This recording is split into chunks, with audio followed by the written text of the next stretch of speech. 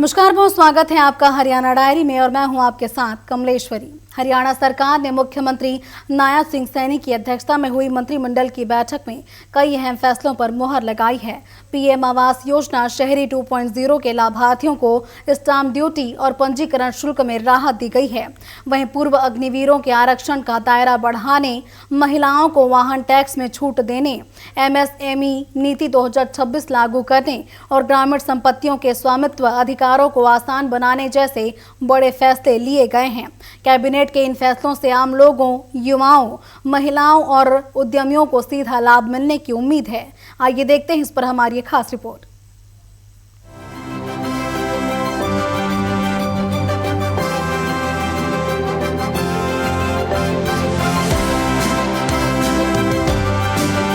हरियाणा मंत्रिमंडल की बैठक मुख्यमंत्री नायब सिंह सैनी की अध्यक्षता में आयोजित हुई, जिसमें जनहित से जुड़े कई महत्वपूर्ण प्रस्तावों को मंजूरी प्रदान की गई। सरकार ने प्रधानमंत्री आवास योजना शहरी 2.0 के तहत आर्थिक रूप से कमजोर वर्ग के लाभार्थियों को बड़ी राहत देते हुए स्टाम्प ड्यूटी और पंजीकरण शुल्क में कटौती का फैसला किया है।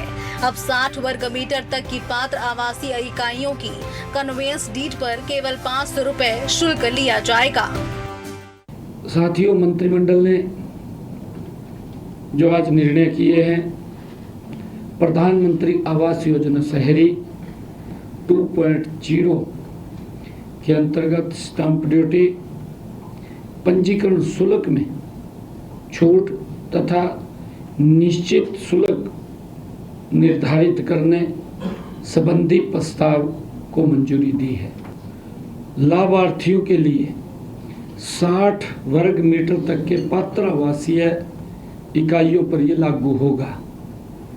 पात्र आवासीय इकाइयों के लिए कन्वेंस डीड पर प्रति दस्तावेज 500 रुपये शुल्क लिया जाएगा और इसके अतिरिक्त स्टाम्प ड्यूटी भी 500 रुपये प्रति दस्तावेज की गई है।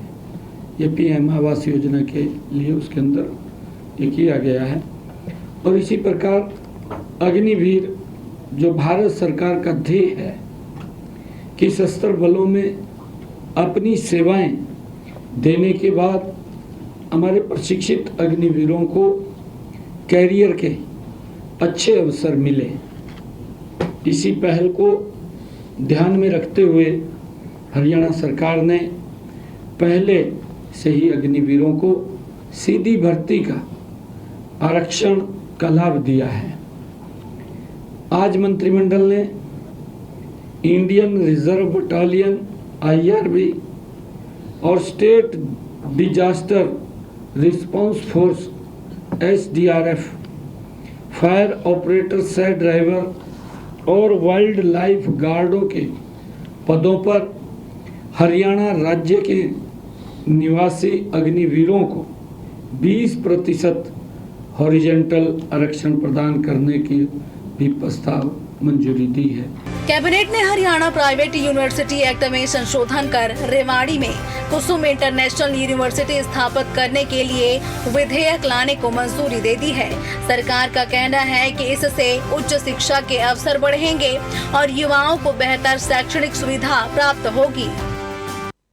साथियों, इसी प्रकार मंत्रिमंडल ने रेवाड़ी में कुसुम इंटरनेशनल यूनिवर्सिटी बनाने के लिए बिल लाने के प्रस्ताव को मंजूरी दी है। इसका उद्देश्य उच्च शिक्षा में अवसर बढ़ाना और नई राष्ट्रीय शिक्षा नीति 2020 के लक्ष्यों के अनुरूप ग्रोस एनरोलमेंट रेशियो को सुनिश्चित करना है। राज्य के युवाओं के लिए उच्च शिक्षा के अवसरों को बेहतर बनाने के लिए प्रशिक्षण संस्थान के विस्तार को की जरूरत है। साथियों, इसी प्रकार हरियाणा प्रगतिशील MSME एवं निर्यात संवर्धन नीति 2026 मंत्रिमंडल ने आज ये ऐतिहासिक निर्णय लिया है। आज ऐतिहासिक दिन है। महिलाओं के नाम पर नॉन ट्रांसपोर्ट वाहनों के नए रजिस्ट्रेशन के मामले में 20 लाख रुपए तक के एक्स शोरूम कीमत के 1% के बराबर छूट देने के प्रस्ताव को भी मंजूरी दी है। इस पहल से हमारी महिलाएं अपने नाम पर वाहन खरीदने के लिए प्रोत्साहित होंगी। इससे महिलाओं की आर्थिक गतिविधियों में भागीदारी बढ़ेगी।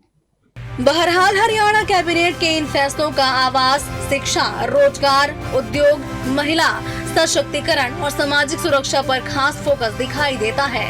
सरकार का दावा है कि इन नीतिगत फैसलों से प्रदेश के विकास को नई गति मिलेगी और आम जनता को योजनाओं का सीधा लाभ पहुंचेगा।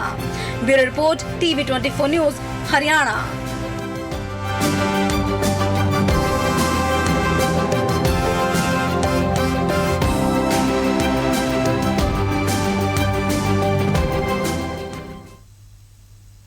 और इसी के साथ आज के हरियाणा डायरी में फिलहाल बस इतना ही। आप बने रहिए TV24 के साथ। नमस्कार।